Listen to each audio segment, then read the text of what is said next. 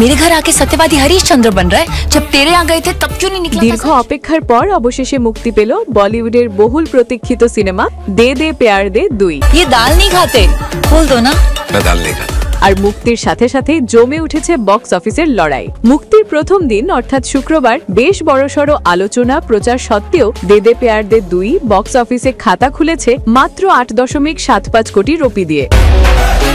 ये दुनिया का पहला बाप होगा जिसने बेटी को सेड्यूस करने के लिए लड़का। তবে বলিউড মুভি রিভিউজ জানিয়েছে তাদের হিসেবে প্রথম দিনের আয় 8.5 কোটি, কিন্তু দ্বিতীয় দিনেই ছবিটি ঘুরে দাঁড়ালো। শনিবার সিনেমাটি আয় করেছে 12.25 কোটি রুপি অফিসিয়াল রিপোর্ট অনুসারে। অন্যদিকে বলিউড মুভি রিভিউজ বলছে দ্বিতীয় দিনের আয় 12 কোটি রুপি। এই দুয়ে মিলিয়ে ছবিটির 2 দিনের মোট আয় দাঁড়িয়েছে 20.5 থেকে 21 কোটি রুপি রিপোর্ট ভেদে।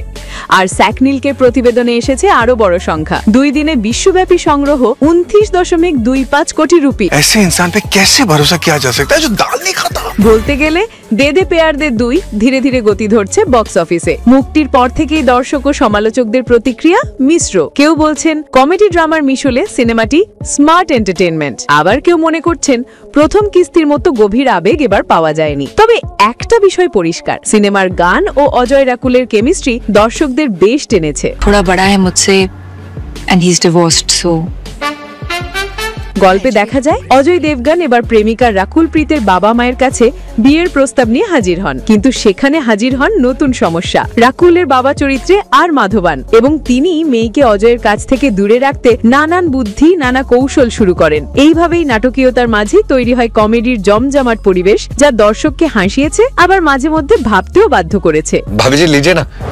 भाभी जी, भाभी जी, मम्मी जी। দে দে প্যার দে 2 এ অজয় রাকুলের সঙ্গে আরো আছেন star R Madhavan, star Javed Jaffrey, star Ishita Dutta, star Sanjeev Seth. এবার পরিচালক বদলেছেন।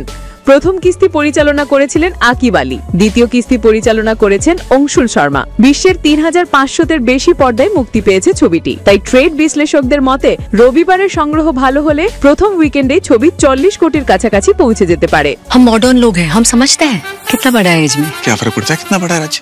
As is just a number.